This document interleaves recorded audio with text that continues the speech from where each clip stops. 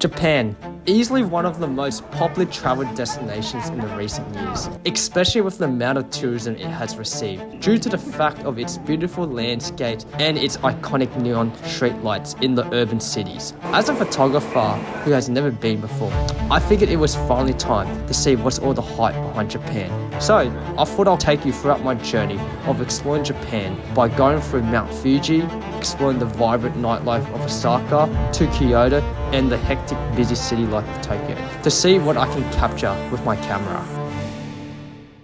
So we started off going to Mount Fuji, one of the most iconic mountains of Japan, to capture the beautiful landscapes of what we can capture around the area. But there was a bit of a problem. Most of the days were cloudy, which as a result, it was a struggle to capture the photos that we wanted to get. Fortunately, like the clouds over here covering up the mountains, I'm looking at it, but luckily we had a few days that were clear skies when it came to photographing some iconic spots. Alright, we just made it to the final place for sunset. So we found this cool spot to photograph Mount Fuji, and luckily enough there's no clouds. So look at this beauty right here.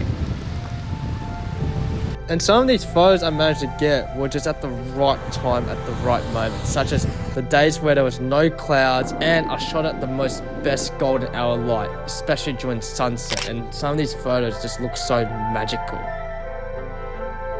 Then we head over to Asaka, one of the coolest nightlife scenes to photograph, especially the neon lights along the alleyways. And as I was going around taking photos, I managed to get some really nice moody street night photos, such as some Japanese street racing cars that just randomly just roam around in Osaka.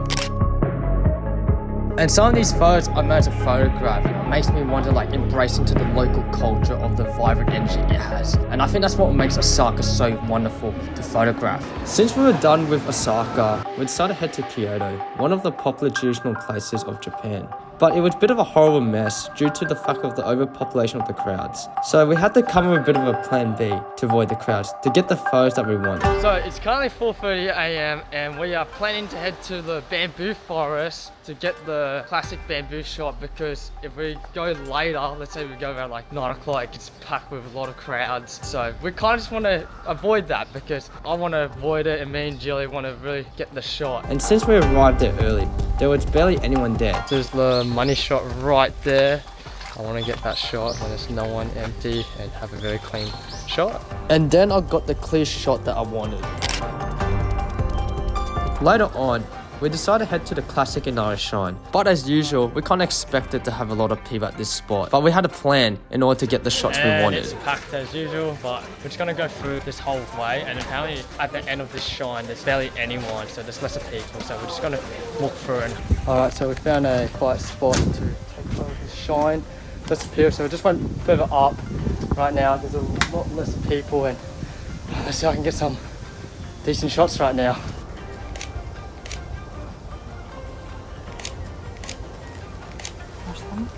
Alright, we're just taking a few photos just then.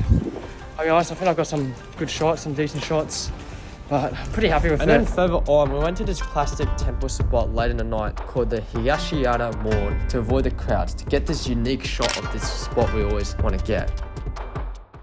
Later on, we did a few day trips in Kyoto to get out of the main city, to get the feel of the countryside of Japan, such as exploring this iconic Shihagi Shrine, which was a shrine that was in the water on a lake, to get this classic shot of the mist covering over the shrine. And then we went to a traditional fishing village that was located 4 hours north of Kyoto, which was called Ini, which was a traditional old fishing village that had unique wooden fishing houses lining up the waterfront bay. As the photos I took in that moment felt like I was showing that old school nostalgic feeling that it was such a slow paced side of Japan. Finally, we arrived in the busiest city in Japan. It was hectic in terms of the crowded people and the packed trains inside the metro. How do you feel? I can't move. Oh shit.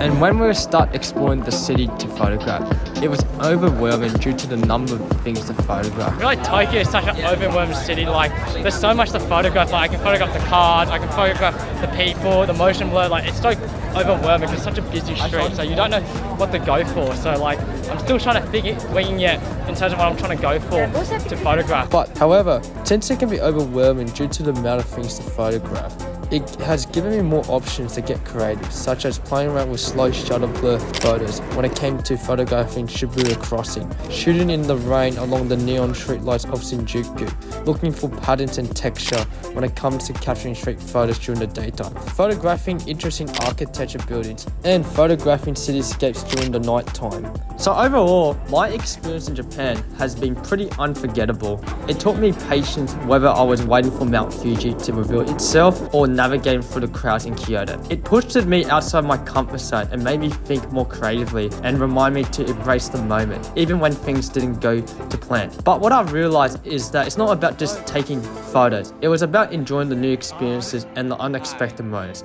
and the stories behind each frame. And that's what makes Japan such a wonderful place to photograph.